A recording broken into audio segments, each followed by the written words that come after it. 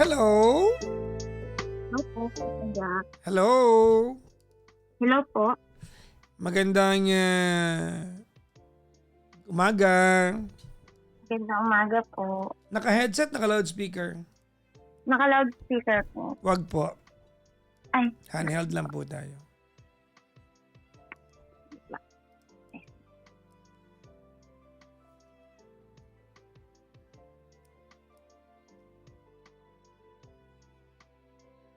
Hello? hello. Hello po. Naka-handheld na? Yes po. What's your name? Nika po. Mika or Nika? Nika. N-I-K-K-A. So ano ang naitulong ng isang K doon? Wala naman Po. Wala. Sabi ko dalawa yung K, ano natulong ng isa? Ay. Ilang taon na si Nika? Magto-32 po sa April. Advance, happy birthday. Thank you po. Parang malungkot ka naman. Taga saan ka? Asa ka ngayong gabi? Santa Cruz, Laguna po. Laguna. Yes Ilang po. oras ang biyahe ng Santa Cruz, Laguna? From Manila. Mga 4 hours po. malayo din pala, no? Saan ang daan yan? Marilake? Hindi po. Yung way po is Santa Cruz, Calamba, ganun po. Tapos, ewan ko na po, Highway XSS Lex po. Ganun po. Wala ka natulong. Sorry po. Wala kasi ako. Hindi mo nagalais. hindi mo nasabi na maayos. Sorry po. Anong ginagawa sa buhay ni Nika? Ano po, home-based nail tech. Nail technician po. Uy, malaki kita ng ganyan, ha? Okay naman po.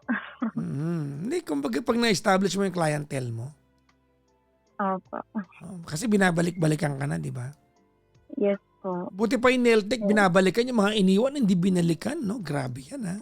Binabalikan naman yung iba. Kaso, Okay. uulitin lang na naman. Ay, may hugot. Talaga naman, ha? May pinanggagalingan. May anak ka Yes na? po. Yes po. 3. 3. Ilang taon na yung mga anak mo?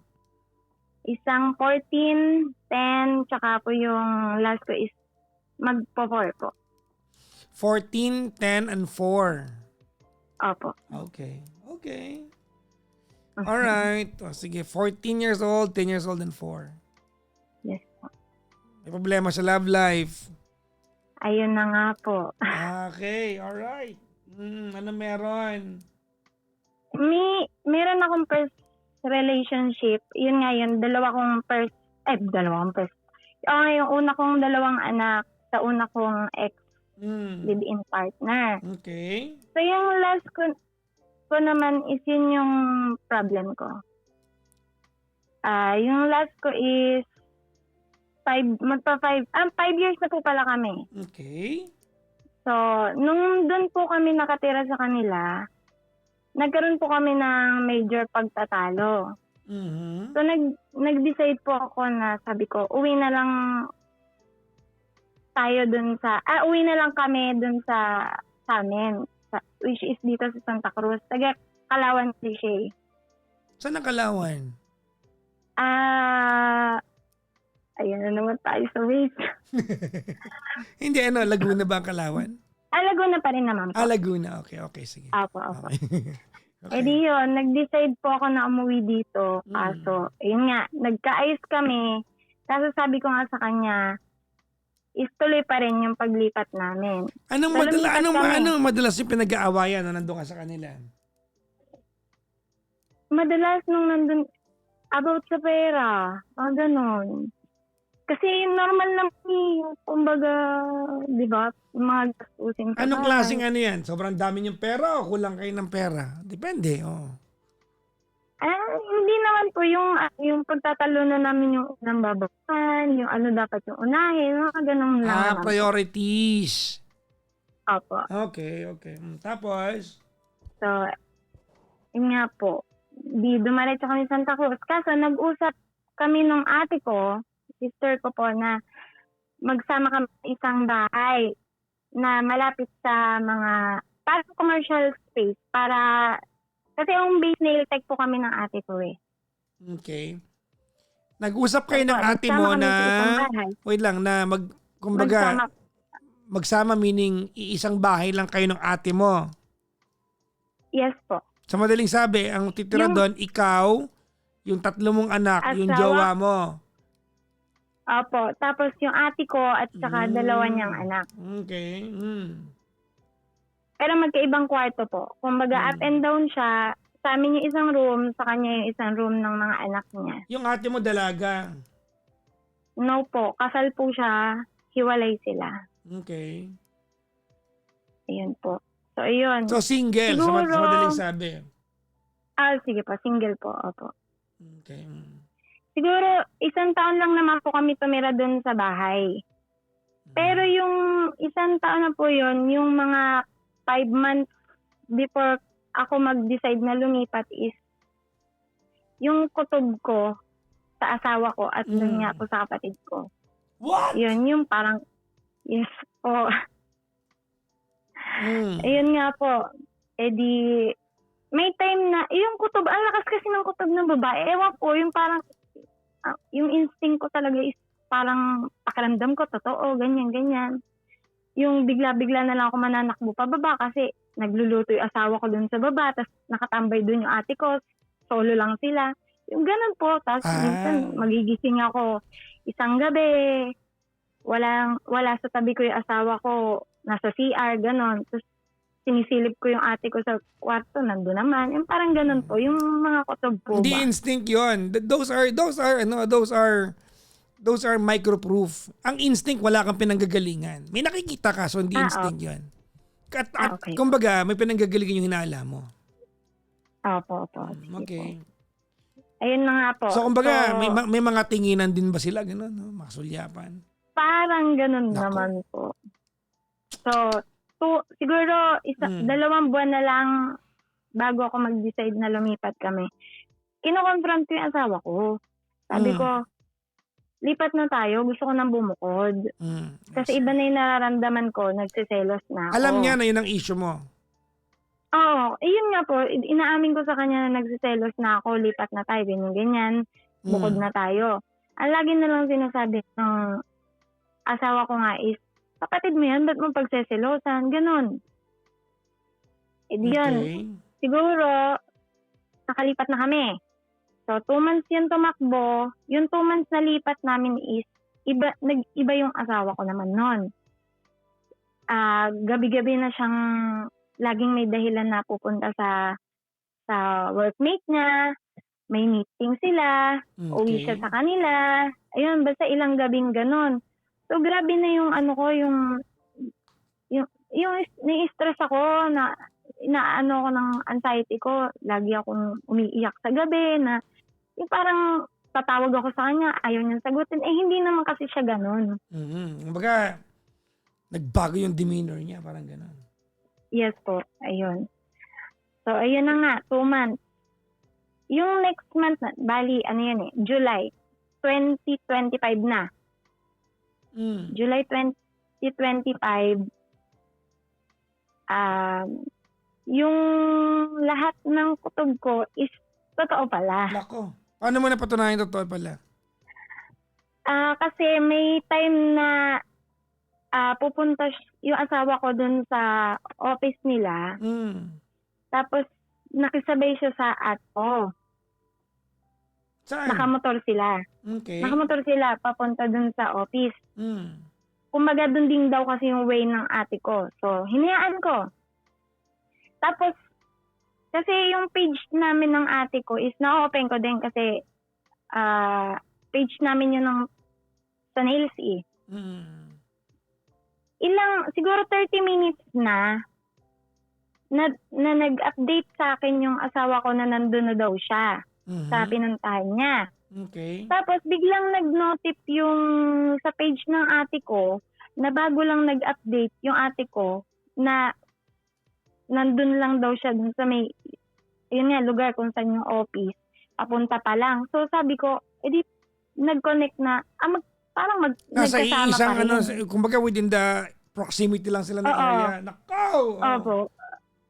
parang sabi ko, parang magkasama pa rin. Chinat ko yung ate ko noon, sabi ko, kasama mo pa ba siya? Pero yung mga time na yan, malalim na yung duda mo sa kanila. Parang gano'n. Opo, Nako. sobra. Kasi yung 2 months nga na lipat namin is araw-araw nandun ate ko. Laging nasa bahay namin. Mhm.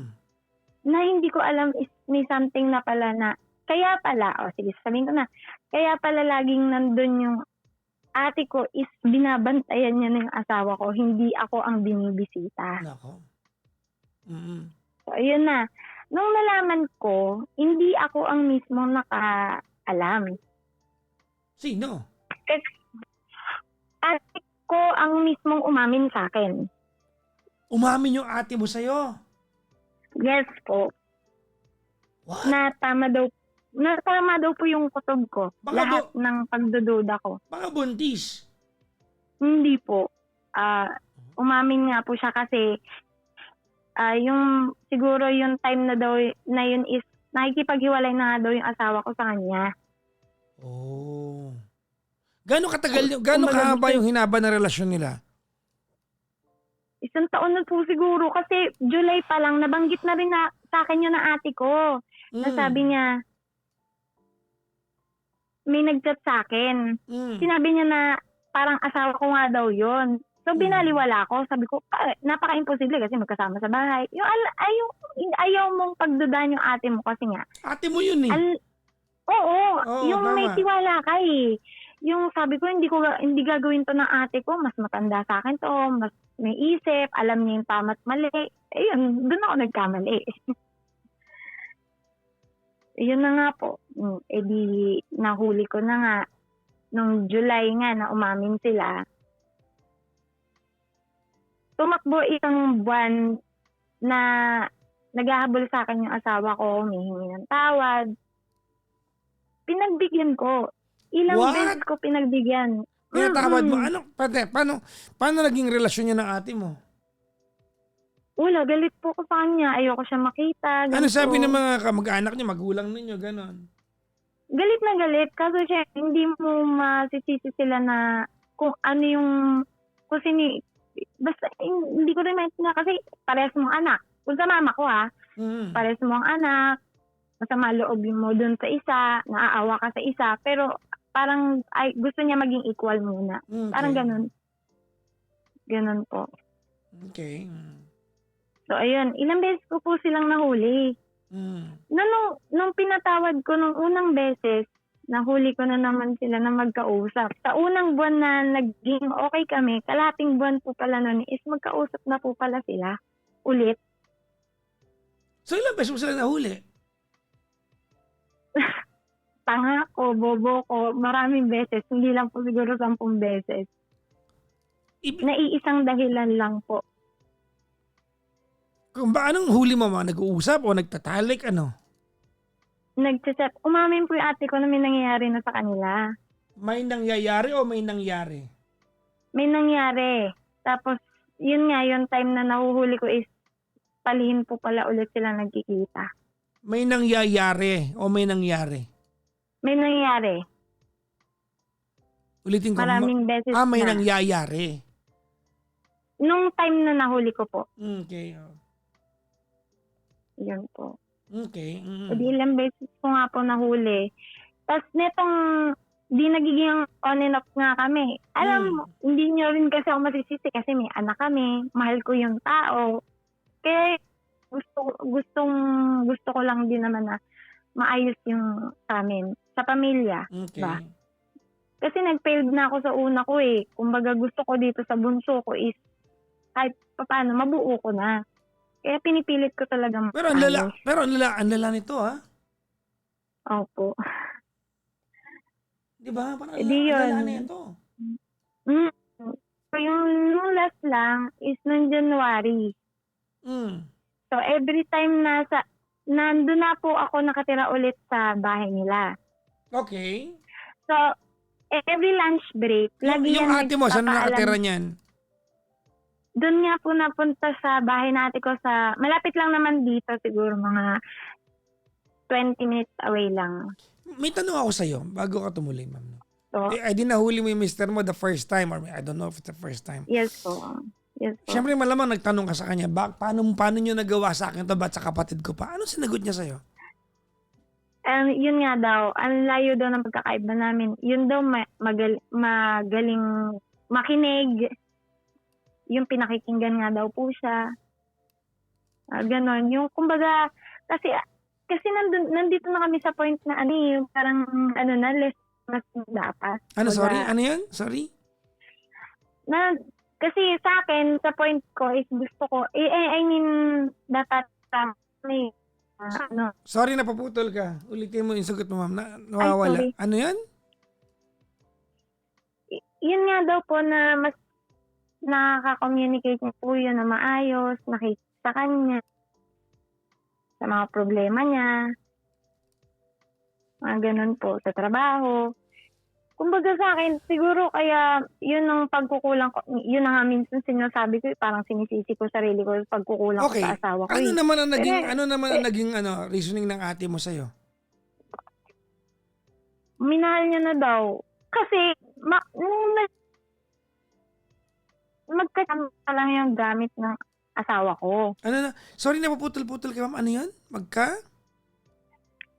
Sabi kasi nung ate ko is, yun nga, dami account po kasi yung gamit ng asawa ko nung una sila magka-chat. Okay. So, ang dahilan niya, kaya tinuloy yung relasyon dun sa dami account is minahal niya na yung sa dami account. Yun ang sabi niya. Okay. Kaso, napag-alaman ko din na nung palang tumira pa kami sa isang bahay, yung mga kutob ko is totoo. Kasi nagsesenda na pala sila ng mga basta yung mga nudes, mga videos, gano'n. Ha? Yes po. Yung ate mo? Nakunik. Oo, nakunik ko siya. Napakalandi naman ng ate mo. Sobra. Maka-Diyos na siya ngayon, kaso yun na yung pinantatakip niya sa mga ginawa niya. Kumbaga, tutuloy pa rin nila yung relasyon nila, pero yung mga post niya, puro maka-Diyos, 10 utos ng Diyos, na siya pa mismo. Kasal na ewan. Nakunik ko yung mga ginawa nila na sabi ko, dun pa lang pala sa iisang tirahan is may nagagawa na kayong kababalaghan ng hindi ko alam, na nakatalikod ako. Ganon. Tapos, imposible kasing hindi niya kilala yung dami account eh. Kasi, Wala, alibay na lang yan. Hindi totoo yan. Alibay na lang yan. Ayun nga po. Mm-mm. Nagsasenda na sila ng mga nudes nila. Ganon. Because. So, yun na nga. Diba? Sobra. Mm-mm. Itong last January, doon na kami nakatira. Every lunch break po is nagsasabing asawa ko, iidlip lang siya, bibili sa labas. And natatrack ko po yung location ng phone niya. E di, parang may tiwala naman ako. Kaso ang sinasabi niya lagi is, iniiwan niya yung phone niya dun sa office niya. So, ayun, naniwala ako. May mga tao ba nag-iiwan ng telepono ngayon unless makalimutan, di ba? Parang wala naman na. No? Sa office. Ayun nga po. So, lagi akong kikukutuban every lunch break niya. Kasi, ang lunch break niya, matik yun. Kailangan, siguro bago alauna is back to office ka na. Natatrack ko nga po yung phone niya, nabubuksan ko yung messenger, yung Viber, lahat nabubuksan ko. Binla ko pa nga yung number ng sister ko dun sa phone niya. Yung pala is, natatawagan niya pala yung ate ko at binubura na lang sa call log. Okay. So, ayun na nga. Every lunch break, lagi siyang wala. Okay. So, yung araw na sobrang lakas na talaga ng kutob ko, sinat ko pa yung ka-office mate niya na, kasi sabi niya, iidlip daw siya eh. So, sinat ko. Sabi ko, nandyan po ba si ganyan, si sir ganyan? Sabi, ma'am, wala po, lumabas po, umalis. Di ang lakas ng kutob ko. Tawag agad ako sa kambal ko. Sabi ko, kambal, busy ka ba? May kambal ka? Yes po. Okay. So, ayun. Sabi ko, Kambal, busy ka ba? May ginagawa ka? Sabi niya, wala naman, nagbobokay lang ako. Mm. Edi sabi ko, punta ka ngayon sa bahay ng ate mo, nandun asawa ko. Sabi, What? oo. Sabi ng kambal ko, paano kung wala? Malakas kutob ko. Sabi ko, nanginginig pa nga ako nung time na yun eh. Yung kambal mo, Malakas babae kutob ko. lalaki? Babae po. Mm.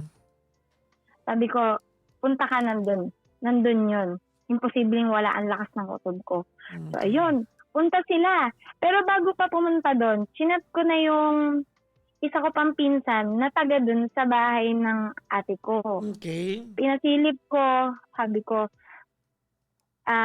pinsan, check mo nga yung labas ng bahay ng ate ko kung may motor doon na big bike, ganito, ganyan. Mm-hmm. Binidyohan. So, nandun. Di wala na. Ang lakas na ng kutob ko. Tumawag na ako doon.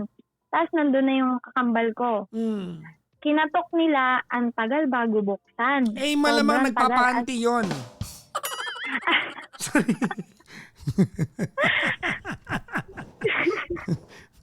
Oo nga. Susot ng panty. Tapos, nung pagbuksan ng ate ko is, parang ano pa siya, yung kuwaring nabigla. Kayo pala yan. Parang ganon. So, pumasok. Binidyohan din ng kambal ko. Siguro sa kanya, binidyohan mo. So, ayun. Video call ko yung pinsan ko. Tapos, pinapasa sa kanila yung phone ko. Sabi ko, hello? Sabi ko, akyatin nyo na. Sige. Hello po? Napaputol kayo. Sabi ko, sorry po. Sabi ko, akyatin nyo na, nandyan yan, tatago. Tapos sabi nung asawa ng kambal ko, saan? Ayan, yung motor na nandyan. Ay, asawa ko. Edi yun. Siguro, 10, 15, Teka lang. biglang Nika, nawawala-wala kayo. Oo. Nawawala-wala ka. Hello? Hello po. Okay na po. Game. So, ayun na nga. Siguro, ilang minuto yung lumipat, hindi lang 10 minutes.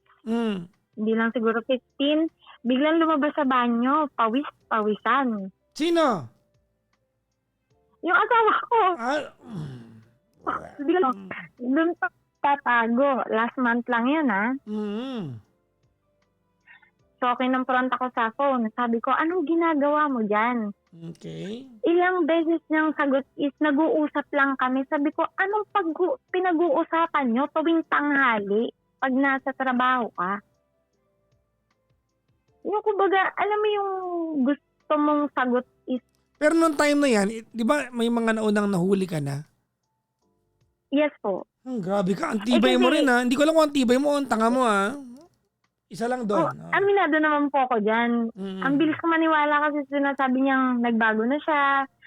Na para kay Bella. Kasi kahit yung anak ko, ginamit niya na. Pagsumpat, maniwala lang ako eh. Sabi niya, isisiro ko yung anak ko. Kumbaga, maniwala lang ako sa kanya. Yung mga ganun ba? Ginagamit niya na yung anak ko, maniwala lang ako sa kanya. Okay, kamusta ka na ngayon? Hindi ako masisigit eh. Okay naman, kaso last na isang araw, yun yung, di ba, tanga nga, tinanggap ko na naman ito. So hindi kayo naghiwalay, kayo pa rin? Naghiwalay kami noon, siguro days lang. Hindi kayo naghiwalay, nag-away lang, iba yung naghiwalay. Naghiwalay, hindi na kayo ngayon. Hindi kayo naghiwalay. Pero ngayon, hiwalay na kami. Lahat ng social is... Hello, napuputol ka. Hello po. Ano yan? Nung isang araw lang kami naghiwalay. Ano isang araw lang? Okay. Opo. Yun naman is, after ng hiwalay namin, siguro ilang oras lang, may chinat na naman siyang babae. Iba naman. Paano mo alam? Nabubuksan ko pa nung time na yun yung social life. Yung ano niya, FB niya. Okay, so, ano ba? Ang tibay mo no? Opo. Yun nga eh. Hindi ko rin alam kasi, yun nga, sabi ko nga na galing ako sa last relationship na nag-failed. Nagkadalawang anak kami, ginusto kong ayusin. Kaso, yun nga. Tapos yung second, ito na nga yung last ko. Talagang parang ano na ako, gusto ko na talagang ayusin. Kaso, yun nga. Okay. Wala, malas talaga sa pag-ibig. Ba't mo ka tinawagan? Uno, gusto ko lang i-share. Alam mo, nung lahat nalaman ko yun, gusto ko nag-post ako. Sabi ko, gusto ko ma-MMK, gusto ko ma-abroad. Kasi parang ganun ba, yung feeling, yung galit ko, gusto kong malaman ng buong mundo, yung mga ganun. Kasi ang hirap kimkimin, kumbaga, yung time na yun, sumabog na ako. Wala lang, gusto ko lang po. What can I do for you? What can I do for you? Kasi ngayon, siguro ngayon kasi before, kumpara nung una is grabe yung iyak ko, grabe yung depression. Pero ngayon kinakaya ko naman na po. Kailan ka naghiwalay? Yung isang araw lang. Kumbaga hindi na kabigat. Magaan na. Okay. Well, somehow I doubt that kasi very fresh na. But if that is true, then good for you.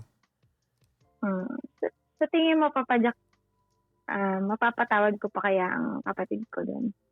Well, magkaiba yung pagpapatawad sa pagbibigay ng pagkakataon maging bahagi ng buhay mo ulit.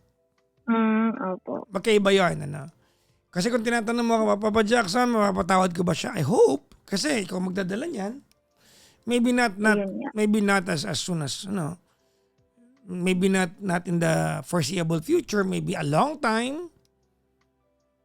But I hope that you come into terms with it one day soon. I don't know, Nika, if forgiveness is the proper term, no? Siguro that will, maybe later on that will just come. But I think the better term is, you'll come into terms with it. Pero pag iniisip ko, parang sabi ko, hindi ko kaya. Kasi ilang beses ako niloko ng asawa ko dahil sa kanya eh. Well. Yung gusto ko na ate ko ang umintindi sa akin is hindi ganun ang nangyari. Na sana siya yung mas nakaintindi, mas nakakatanda, alam niya yung mararamdaman ng kapatid niya, mas pinili niya yung asawa ko. Yung nararamdaman ng asawa ko. Yun lang. Na tuwing mag-chat pa ako sa kanya na komprontahin mo ko ngayon, tulungan mo ko ngayon, kung talagang kapatid ang turing mo sa akin, sabihin mo na lahat ng mga ginagawa niya. Talagang kinampihan niya na mas ako pa daw yung desperada. Sabi ng ate ko, ako pa daw desperada, toxic na babae, kaya iniiwan daw ako na grabe yun, ang lala nung ate mo, no? Yes po. Mas kilala niya pa nga daw ang asawa ko. Well, pwedeng totoo yun. Sa akin. Pwedeng totoo yun. Opo. That could actually be true. Opo. Mm-hmm. But then again, that will never be, tawag nito, an enough reason for her to do what she's done to you. Opo. Kaso nga, yung sigurong nalalaman niya sa asawa ko is parang balik. Kasi ang nangyayari, nung time na nagkikita sila, ang dinadahilan ng asawa ko is hindi na daw ako mahal ng asawa ko. Hindi kami nagsasama. Samantalang nung last ko nga nahuli is hindi niya nga alam na doon na ako nakatira ulit sa kanila, sa asawa ko. Kumbaga minamanipula kami dalawa ng ate ko, nung ex ko. Oh well. Diba? Hindi ako naniniwala na ginawa yun ng ate mo nang hindi nag-participate yung ex mo. Pareho nilang kasalanan yan. Sabi ko na nga nung last dun sa ex ko na, sabi ko, kung mahal mo yung ate ko, doon ka na lang. Kasi hindi yung, tuwing nagiging okay kasi ako, bigla kang babalik na mahihingi ng sorry. Kasi nga tinatanggap mo. Huwag mo na ireklamo yung part na yan. Nagreklamo ka pa, itanggap ka ng tanggap. Ano ka ba? Ikaw na nagsabi, di ba? Nakailang huli ka, hindi naman sila tumigil, tanggap ka ng tanggap. Di ba? Nagmukha na siyang sa'yo. It became a challenge to you to catch them more than anything else. Pero at least ngayon, ano na, hindi na mabigat. Parang tinatanggap ko na.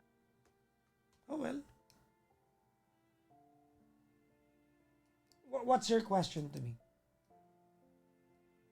Po, What's your question to me? kumalan na eh. What's your question to me? Do you have any question or wala naman? Wala naman po. Okay. Naglabas lang din ako ng sama ng loob. Can I tell you something? Yes po. Kanina sabi mo kasi, hindi kita masisi sa part na to kasi totoo naman to. Tiniis mo ng more than what you needed to bear na yung pain kasi may anak kayo. Because ang parameter mo of how to work things out ay nag-fail ka na sa una. So this time, kahit na unfair na sa'yo, tama na? You're going to do whatever it takes or whatever it took during that time para mag-work kahit unfair na. Don't do that again. Opo. Okay? Opo. Ulitin ko ha, don't do that again. Wag mo nang ulitin yan. Yes. Opo. Kasi hindi tama. Opo. Alright? Kasi I always say this now, that our value will be the amount of respect that we teach other people how to look at us. Yung value natin, tayo ang nagtuturo niyan sa ibang tao kung paano tayo pahahalagahan. Opo. I cannot blame you. I'm just reminding you. Siyempre, hindi kita mabiblame, di ba? Nagigets ko kung saan ka nanggagaling eh. But don't do it again. Opo. Alright? Now, Opo. Thank you po, let me go back dun sa sinabi mo kanina na mapapatawad mo pa ba siya, ate mo. Very convoluted kasi to. Medyo komplikado talaga kasi kapatid mo eh. Tama, no? Hindi kita masagot ng yes, mapapatawad mo yan. Kasi that is something that will come from you.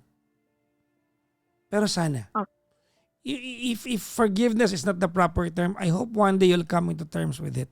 Kaya ko sinasabi ito kasi one day when you've come into terms with it, ibig sabihin, ready ka nang sumaya.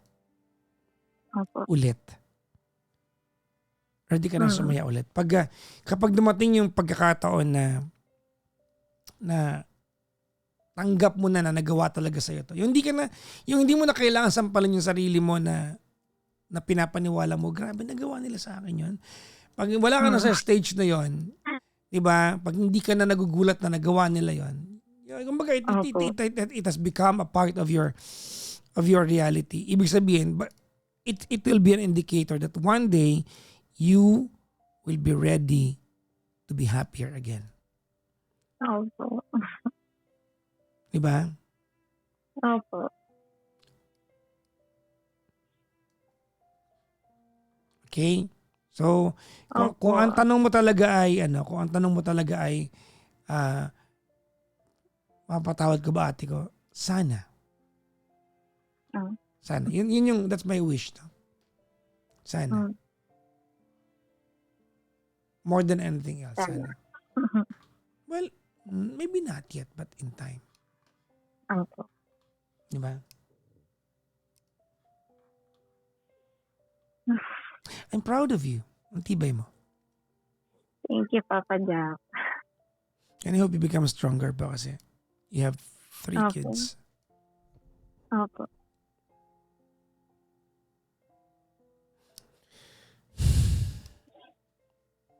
I don't know what to tell you. And thank you for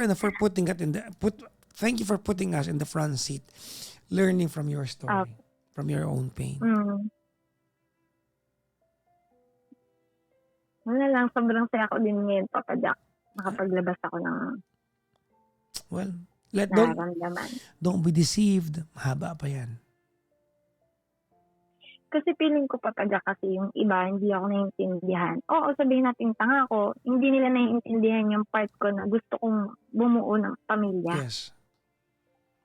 Tapos ayun nga, aminado kong tanga ko, dapat na talagang tigilan. Kumbaga, ilang beses na rin naman.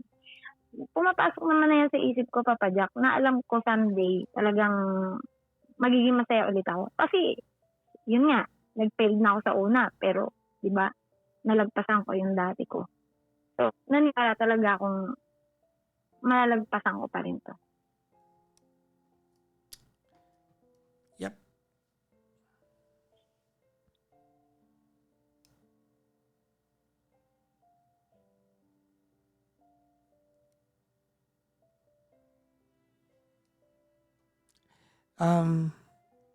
Give my hug to your kids.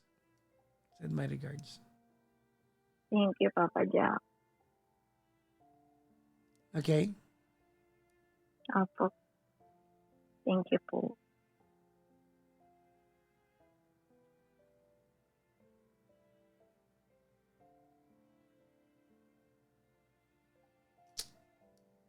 Be strong.